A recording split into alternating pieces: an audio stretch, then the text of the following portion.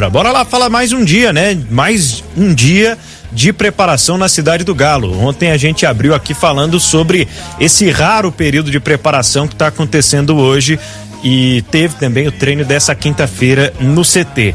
Vamos tentar entender, né, se o Filipão vai ou não fazer alguma mexida já para esse clássico do fim de semana. Ele segue sem o Bruno Fux e segue sem o Johan, zagueiro e meia no departamento médico do Atlético. Rafa, foi interessante observar, através das imagens do treino dessa quinta-feira, que o Pedrinho e o Alan treinaram com bola. O Alan até tem algumas fotos, né, isolado e tal, participando, parece que tá fazendo um trabalho à parte, mas com relação ao Pedrinho, e tem até algumas imagens do Alan também, já com outros companheiros de grupo, já dividindo bola, já participando da atividade. Então, na expectativa pelo retorno destes dois jogadores, pelo menos enquanto não é resolvida, né, a situação do Alan, ao que tudo indica, deve mesmo ser negociado com o Flamengo, mas por conta daquela situação do mecanismo de solidariedade, ainda é funcionário do Galo, né, ainda deve ao Atlético estar lá fazendo o seu trabalho na Cidade do Galo, no CT, mais uma vez. Perguntei há pouco aqui para o Atlético sobre uma atualização em relação a esses dois casos médicos, mas aguardo a resposta até o fim do nosso programa. Bom, a gente falar sobre essa preparação, a gente imagina o Allan Kardec tendo mais oportunidades. Discutimos aqui ontem que o atacante do Atlético tem características que o Filipão gosta. É um cara forte, é o cara de concluir a jogada aérea, é o cara de concluir a ligação direta, que tem por característica alguns trabalhos, né, que já fez o técnico Luiz Felipe Scolari. Talvez não já pro jogo contra o América como titular, mas é de se imaginar que em algum momento o Galo vai ter um centroavante de ofício ali, tendo em vista que o Filipão já utilizou esse tipo de jogador várias vezes nos seus times. Hoje o Allan Kardec foi o entrevistado da tarde lá no CT, viu, Rafa? Entrevista virtual com a imprensa. Foi até uma entrevista emocionante, afinal de contas, há quanto tempo a gente não tinha oportunidade, né, de ouvir o Allan Kardec? Porque, poxa, quanto tempo parado por conta da lesão, da cirurgia que ele fez para correção do problema na coluna. O Allan Kardec disse que tá pronto, que tá se sentindo preparado. Chegou a ser perguntado sobre isso que falamos ontem, sobre ele ter características próximas ao do que pede o Filipão. Ele falou, o Filipão ainda não conversou nada especificamente comigo, mas eu entendo que tenho sim características, e aí foi mais genérico nas outras respostas, né? Todo mundo tá aqui para ajudar o grupo, fazer as funções que forem necessárias, enfim. Ele só não foi genérico em uma resposta que a gente vai trazer pro ouvinte aqui da FM O Tempo, do Tempo Esportes. O Atlético nesse momento, Rafa, ele é o 14º colocado entre os mandantes do Campeonato Brasileiro. É claro que tem alguns times que já fizeram 7 jogos, o Galo fez 5 partidas, né, jogando dentro de casa. Então, são 2 vitórias, 2 empates e a derrota para a equipe do Vasco, né? Nesse retrospecto aí, jogando como mandante no Campeonato Brasileiro até aqui. O Galo fez 7 gols, sofreu 5 quando joga dentro de casa. Nessa campanha de estar na segunda metade, né, da tabela de classificação, com 8 pontos conquistados jogando como mandante, o Allan Kardec foi perguntado, você tá aí de fora observando, mas você tá aí dentro também, você vai ao Mineirão às vezes, você acompanha o time, por que você acha que o desempenho em casa do Atlético não é bom? Vamos ouvir a resposta.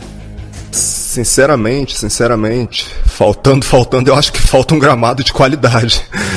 Porque é um time extremamente técnico que nós temos, e você jogar num campo que hoje, infelizmente, é um dos piores da competição, é complicado, mas assim, o campo não é bom para nós e não é bom para o adversário também, né? Não é uma desculpa, mas já há algum tempo nós sofremos com esse problema aí do gramado, e acho que isso acaba atrapalhando muito o nosso estilo de jogo, que é um jogo de ter a bola, de qualidade técnica, como eu comentei um pouquinho antes aqui. Eu acho que é um time que tecnicamente ele está acima da média, né, pelos jogadores que tem, mas não serve de desculpa. É um fator que pode atrapalhar, mas não serve de desculpa. Eu acho que nós temos que olhar para frente. Eu acho que também o que passou. Se você ficar se remoendo no passado, chegar até o ano passado, eu acho que é um pouquinho distante, mas nós sabemos que os pontos em casa, eles fazem uma diferença brutal, assim, dentro da competição, principalmente no Campeonato Brasileiro. E, historicamente, nós somos uma equipe que é forte em casa, que nós temos um torcedor que apoia, que incentiva, então isso acaba sendo um fator positivo a mais para nós, mas sinceramente, eu acho que com a arena próxima de estar liberada, próxima de estar pronta também, né, de estar tudo 100%, eu acho que isso vai ajudar bastante, mas pelo menos pelo que eu vejo de fora, tá? Isso é uma opinião também de uma pessoa que está voltando agora e olhando de fora o campo está ruim, imagina para quem está lá dentro, né? Então eu acho que, embora não sirva como uma desculpa, mas é um fator que pode atrapalhar um pouco. Bom, abro espaço para vocês analisarem. Precisa falar alguma coisa? Vou dizer algo? Acompanha o relator, né? Deve ser cisma nossa, né? A gente deve estar de picuinha com o Mineirão e tal. Deve ser cisma nossa, do Kardec, do Mancini, do América, de todo mundo. Deve ser, porque, né? Do Hulk, do Everson. Do Everson, deve ser cisma nossa. Gente, há quanto tempo a gente vem falando aqui desse lixo que virou o gramado do Mineirão? Infelizmente, eu não falo isso com prazer, não. Eu falo isso com tristeza. O gramado do Mineirão virou um pasto, virou um lixo, tá uma coisa horrorosa. Tá aí o Kardec falando, ó, Mancini falou, Hulk falou, Everson falou, pelo amor de Deus. A América jogou lá outro dia, Mancini saiu detonando o gramado. Olha o que o Kardec acabou de falar. Eu vou te falar, viu, Lélio? É triste a gente que cobre o futebol há tanto tempo ver o que virou o Mineirão, esse pasto, essa coisa horrorosa, esse desdém aí com o gramado, viu? E a gente não tem a mínima esperança de que no domingo a gente possa ver um gramado, né, condizente com a grandeza do estádio. Não vai ter, não vai estar bom o gramado, né? Então vamos ver como que o Atlético vai se comportar diante do América. O América jogou lá recentemente contra o Atlético Paranaense no estado assim deplorável do gramado. Então o próprio Cruzeiro contra o Fortaleza, de lá pra cá, Cruzeiro e Fortaleza foi o último jogo no Mineirão, né? Não tivemos mais jogos. Não tivemos, acho que não. Não tivemos. Foi porque no final de semana o Cruzeiro e São Paulo foi na Independência e o Atlético jogou fora. E o América no Independência. E o América jogou no Independência, Vamos ver. Mas a expectativa de um gramado bom é zero. Eu acho que não teve show lá no final de semana passado, não, né? Eu acho que teve. Passado teve um evento. Teve, justamente porque o Cruzeiro foi jogar na Independência. Exatamente. Então, ou seja, esperem pra gente ver que maravilha que vai estar o gramado. Foi evento gospel que teve lá, teve um evento sim. Eu até falei desse evento aqui, é verdade, teve. É isso mesmo. Mas novidade, né? Só tem show mesmo, jogo de futebol é exceção lá no Mineirão. E assim, eu fico me perguntando também, pra um cara que ficou parado tanto tempo, né, Pedro? Vê que o gramado tá uma porcaria, ele estará em campo, muito provavelmente, no domingo, olhando pra aquela pista de motocross do X Games e falando, bicho, olha o risco que eu tenho de outros companheiros e até mesmo do adversário de alguém se machucar nessa porqueira aqui, né? A gente até discutiu isso alguns dias atrás sobre a volta do Arana não ser precipitada e não ser arriscada por causa da condição do gramado, né? Justamente por conta dos riscos que há ali de escorregar, de sofrer uma outra lesão. Jogadores que têm, por exemplo, problema com o tornozelo, tem que frear ali muitas vezes durante o jogo. A gente tem observado bastante jogadores escorregando, né? Eles reclamam muito desse fator, principalmente nas pontas ali perto das bandeiras de escanteio, mas a questão principal sobre o gramado é a situação do meio-campo ali, né? Que foi prejudicado em um dos shows que teve esse ano e que ficou realmente muito ruim a condição do gramado. E o Galo que prepara o cofre, né? Porque o Galo se classificou na Libertadores, vai jogar lá de novo, vem multa aí de novo, né? Porque a Conmebol já multou 2 vezes o Atlético, né? Ou não, né? Depende do que vai acontecer na Câmara dos Vereadores. Tem isso também. Depende. De repente o Atlético possa estar nesse momento mais próximo de jogar na arena do que voltar ao Mineirão. Pode acontecer. O que seria ótimo nesse momento, né? Muito bem-vindo, viu? Neste momento, sem dúvida alguma. Atlético que ontem deu mais detalhes sobre a iluminação do seu novo estádio, né? Através de uma live da Galo TV, e já está também disponível, né? Lá com informações, com detalhes no nosso portal tempo.com.br.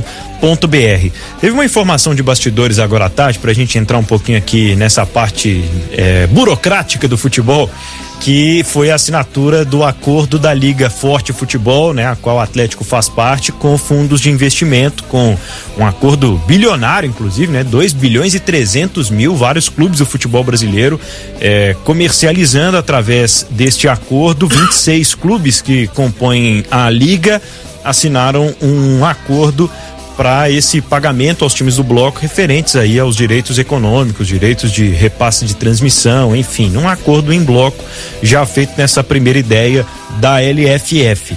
O Atlético, além do Internacional e do Náutico, são as equipes que estão no grupo LFF que ainda não assinaram esse acordo.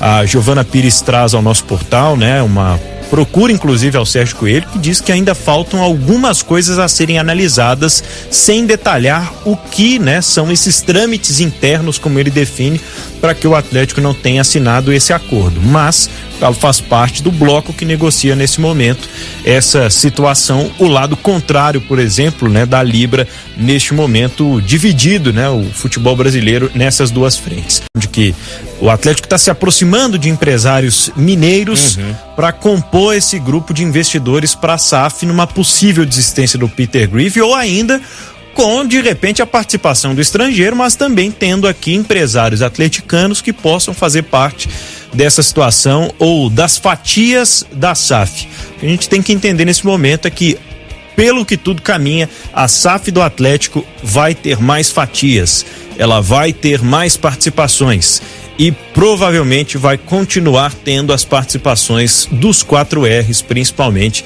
dos Menin. Afinal de contas, né, o Rubens Menin é esperado hoje nessa reunião do Conselho para explicar aos conselheiros o que já tem de detalhes de informações da SAF. Está chegando o prazo, né, de julho, que o Atlético esperava resolver essa situação.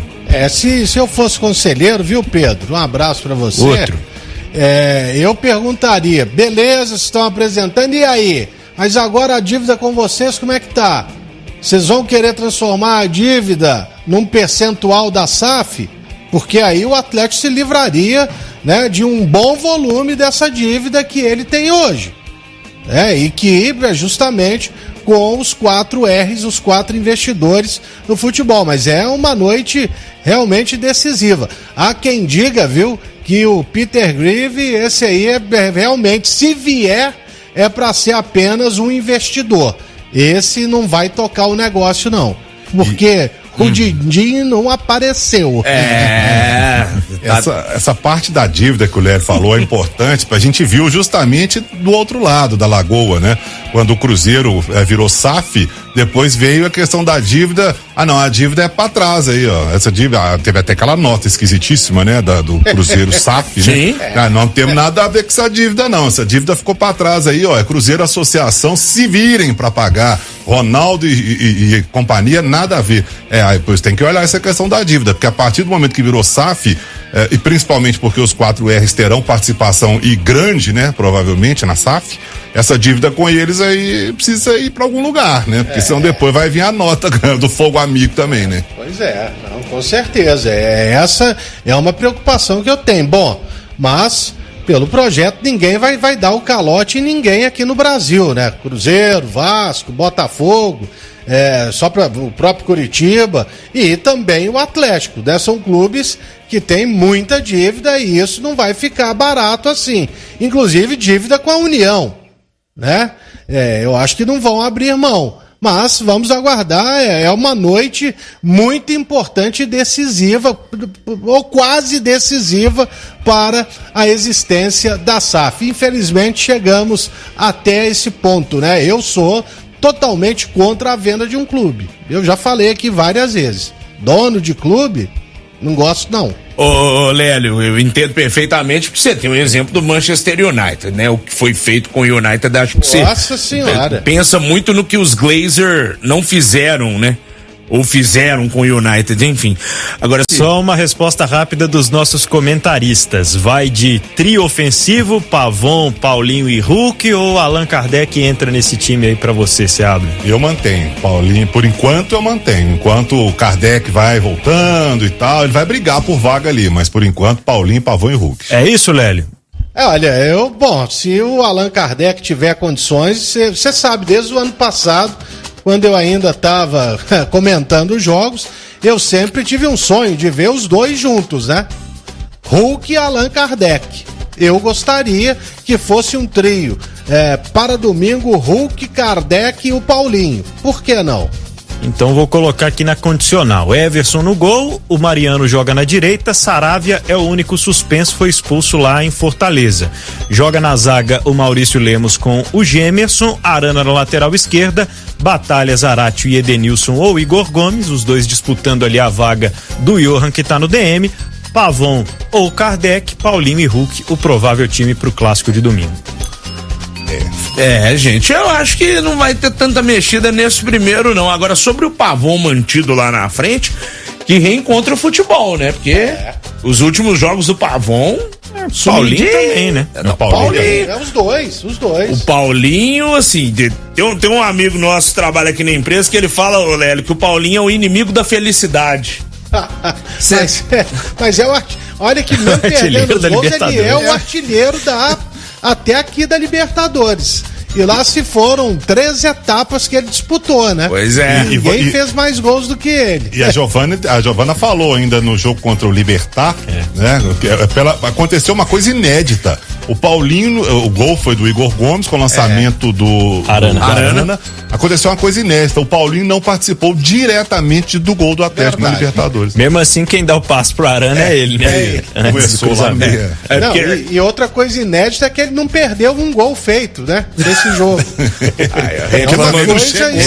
Reclama do outro cornetando o homem, corneta ele também. Não, mas é porque isso demonstra que houve uma mudança aí no posicionamento dele e do Pavon, e eles sentiram.